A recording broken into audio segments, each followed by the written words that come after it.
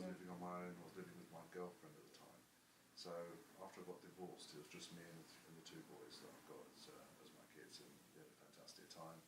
And then I moved, and my current girlfriend moved in.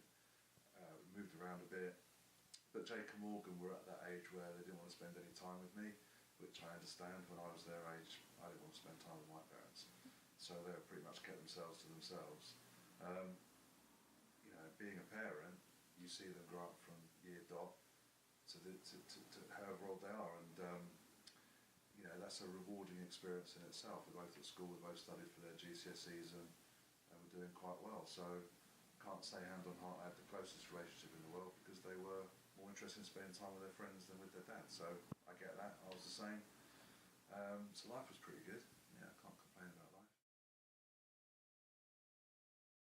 Morgan was a delightful boy when he grew up. He was like full of energy. He was one of those kids that when he sort of sat on the sofa, he'd have one foot on the floor and the other leg was lying down. He was forever cuddling. He was just a bundle of energy. He had dreadlocks, so they all sort of flopped around his face, so it gave him a sort of cute, innocent look.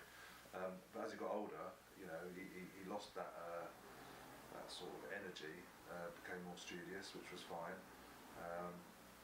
But I'll always remember the boy that was curious, inquisitive, was always cuddly and had a smile on his face.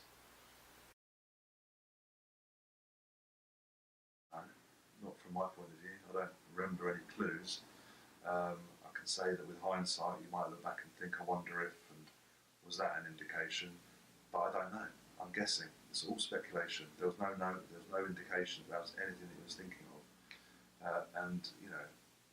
Any parent will think about their kids, well, they should tidy their room more, they should study more, they should go to bed on time, they should eat better, all those sorts of things. I'm pretty sure all parents do that. And he was no different. So the thought that he was just a normal kid who then killed himself makes no sense. You come to a conclusion, you realise at some point you're never going to find a definitive answer. The only person that can tell me isn't here. So I have to guess, I have to speculate, and I think there are a number of things that I might point it to that would be, perhaps the fact I got divorced was part of his decision. Perhaps the fact that I'd sold the family house and we had to move. Perhaps the fact that I sold my business, started my own business, and had less time for family life. Maybe that was contributory. He was due to go back to school the next day. So maybe he didn't want to go back to school. He was due to study his exams the following week. Maybe he didn't want to do his exams. Maybe, you know what I mean? It goes round and round and round. They're just maybes.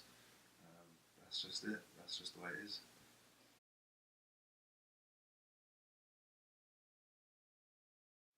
It's never going to be the same again. Everything shifts.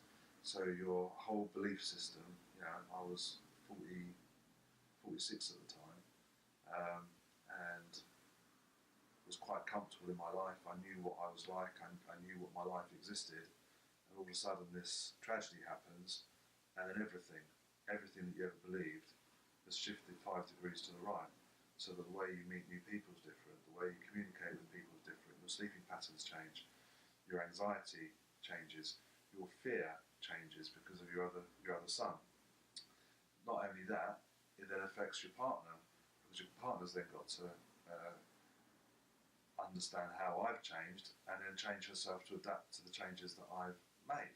And it's even worse for her sometimes, because what do you think the first question is when she meets someone their first question is, how's Stuart? Well, what about her?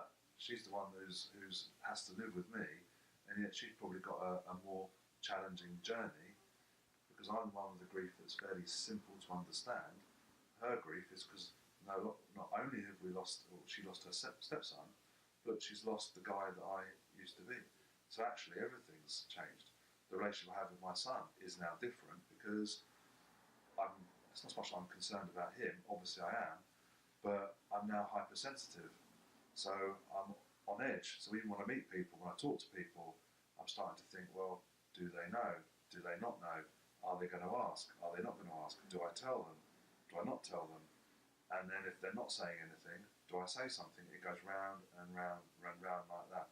Socialising is difficult because I can engage, I can chat, I can have a good time, I can enjoy myself, but the longer that evening goes on and the more trivial the conversation becomes, people start talking about stupid things that are of no importance whatsoever, I switch off. I've lost interest. I don't want to hear your nonsense about your shoes don't fit, or do you know what I mean, or you overslept the other day. Because in the bigger picture of things, what I've had to contend with will probably 99 times out of 100 outstrip anything that's going on in your life. That doesn't mean it's not important to you, but in my world, it's insignificant. So that makes me almost, people might start thinking that I'm quite cold then, because I'm actually not as interested in other people as I was before. So, like I said, everything that you believe shifts 5 degrees to the right, and then you have to learn with the new me. Am I a different person? There's no question about it. I still don't sleep very well, but that's just the way it is. So I have to accept that this person now is different to the one that was before, and so it should be. That's the way it has to be, isn't it? Since Morgan died, I could probably count on two hands how many people have actually come up and talked to me about it. Even though I'm chairman of the charity, even though we've done event after event after event after event, even though lots of people have come forward to want to help, very few people actually approach me and want to talk about suicide because the subject is so shocking. And even that is annoying. It's not annoying so much, but they want to protect my feelings. They sort of think, well, I don't want to upset him. I don't want to remind him. Well, good luck. I mean, I'm not going to forget it, am I? You know, that's something that lives with me every single day.